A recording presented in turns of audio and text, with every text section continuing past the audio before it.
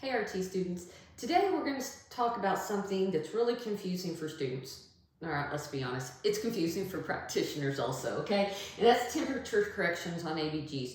Do we correct? Do we not correct? What's it even mean? Whose gas law is it, okay? So we're going to dive right in and we're going to answer all those questions. The first question being, what is a temperature corrected ABG? Here's the formal definition. A temperature corrected ABG value is a value that would have been obtained if the sample had been warmed to the patient's temperature instead of the standard 37 degrees. Okay, that's confusing, right? Here's what this means. Your blood gas machine is set to analyze at body temperature 37 degrees. So if we have a person that is febrile, they have a very high temperature, and we take that blood from the body, that blood is hot. If we immediately put it into a blood gas machine, that blood gas machine is going to cool that blood down, and it is going to give values at 37 degrees. Well, the patient's temperature is not 37 degrees, it's higher than that. So a temperature corrected blood gas would be a blood gas that was analyzed at 37, and then these calculations were performed on it, and the results were transmitted back as if the patient was febrile. Okay, it's correct, it's temperature correcting, it's reporting back the true body temperature values. Okay, so what's the relationship? All right, this has to do with Henry's law. I don't want you to get wigged out about it. I'm going to explain it, and then I'm just going to show you the easy way to remember, okay? So Henry's law, when we're talking about Henry's law in ABG interpretation, Henry's law says that gas solubility in the blood is affected by temperature. All right, so then we have to step back and say, what do we mean by gas solubility? In a blood gas sample, there are two gases, the PaCO2 and the PaO2. Now remember, those units of measurement are millimeters of mercury, and that's a gas. Okay, a gas, like what we're breathing in here, right, in the room air, that's a gas. But that gas can turn into a liquid, and that's what gas solubility means, okay? So temperature affects that PO2 and CO2 because those gases can move into the solution and become liquid. All right, so here's how it works. The lower the temperature, okay, so when a person is hypothermic, that results in higher gas solubility, which means when a person is hypothermic, it's easier for that PO2 and CO2 to move into a liquid format. When it moves into a liquid format, there is lower pressures. There's less gas, okay? So there's lower partial pressures of the CO2 and PO2.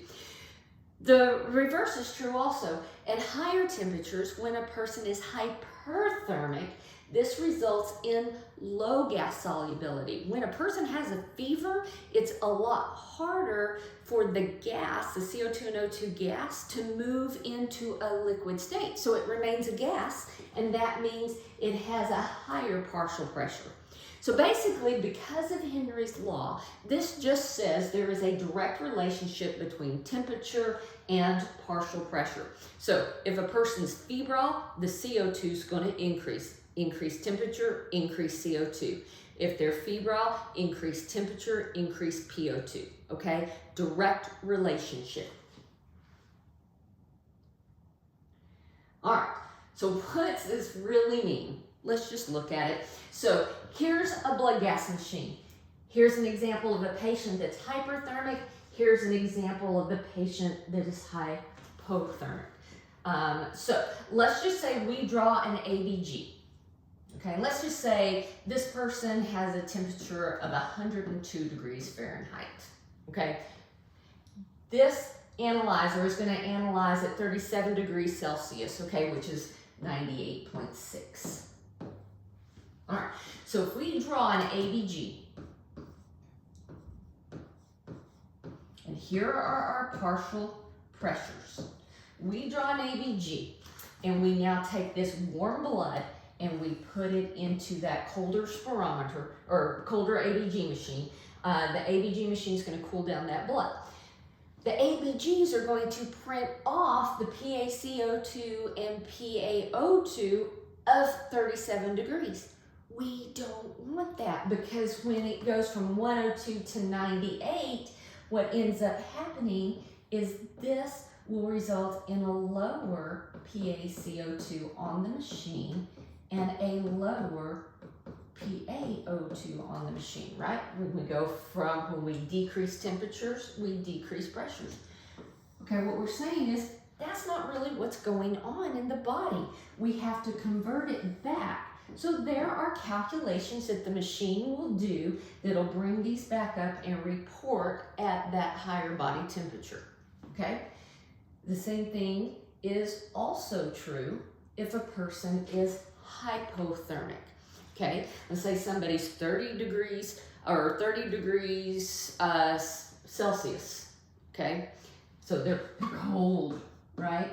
And this is going to analyze at 37 degrees. I went from Celsius to Fahrenheit just so you can get used to them. So the person's cold, we take that cold blood, okay? So we have the PaCO2 and the PaO2 at 30 degrees. We take that 30-degree blood, we put it into this analyzer that analyzes at 37. It heats the blood up, okay? So what we're doing is we're increasing temperature now, and this increases the PaCO2 and it increases the PaO2, okay? And it's going to report these increased values if the person's hypothermic. But we don't necessarily want that, right? We want to report the value. So there are calculations that bring this PaCO2 and PO2 into that value, and we'll report them at 30, okay? So in your mind, here's what you need to remember. Temperature and pressure is directly related, okay? If you're moving from a hypothermic patient, they're cold, and you put the blood through a warm machine, it's going to increase those values. That might not necessarily what we want to report. So it has to be back calculated, temperature corrected back to that hypothermic state. Okay, so that's really what this means. This is true. This is based on Henry's law. It is a true principle. All right, but what's the evidence tell us? Okay, it's true. It's absolutely true. But there's a little bit of controversy here. And so the National Institute of Health says there's conflicting evidence concerning the temperature-corrected blood gas value and their usefulness. Not that it's not true, but their usefulness in patient management. So National Institutes of Health suggest correcting temperatures when interpreting blood gases should be used only when specifically requested. Okay, well, what's the ARC tell us? So this is the ARC Expert Panel Reference-Based Guidelines. This last one was 2013, and I know that's a long time ago, but they've not been retired. So still, this is what is relevant in today's practice. ARC says there are errors in the measurement of patient's temperature may cause erroneous temperature-corrected values. If you don't get the patient's temperature measured correctly, the results are not going to be correct. If temperature-adjusted results are reported, meaning if you're going to temperature correct the blood gas, the report should be clearly labeled as such, okay? So you should have a set of blood gases that says temperature corrected and a set of blood gases that say analyzed at 37 degrees. So what you would report would be two different blood gases. And then it also should be noted that there is no data available to quantify the balance between oxygen delivery and oxygen demands at temperatures other than 37 degrees. So it is, and that temperature correction of blood gases is not recommended.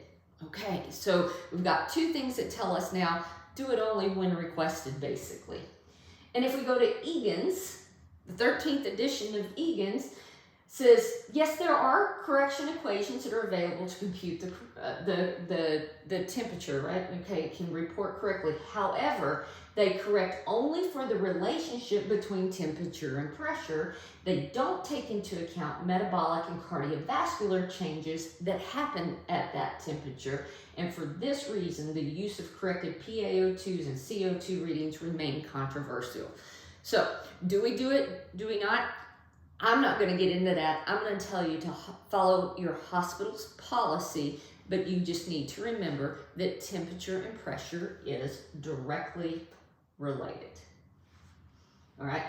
Just I'm going to say this to one other source, and this makes sense. I didn't document the source, but I will tell you this makes sense just from you being in clinical practice, that there's several disadvantages, including that it only is true if the temperature was recorded at the time of sampling. Okay, this is what happens, right? You go in to draw a blood gas, and if you get the temperature, you ask the nurse, hey, what was their most recent temp?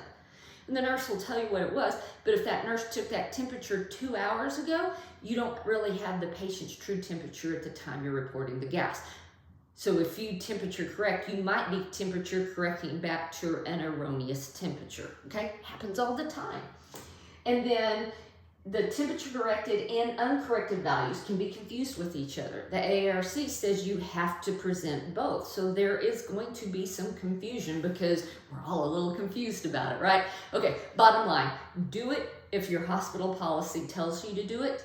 And remember that temperature and pressure is directly related. So if a person has a fever in their body, their CO2 is higher and their PO2 is higher than what is analyzed on the machine.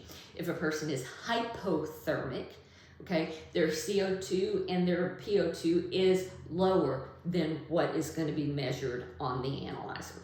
Hope this has helped. See you soon.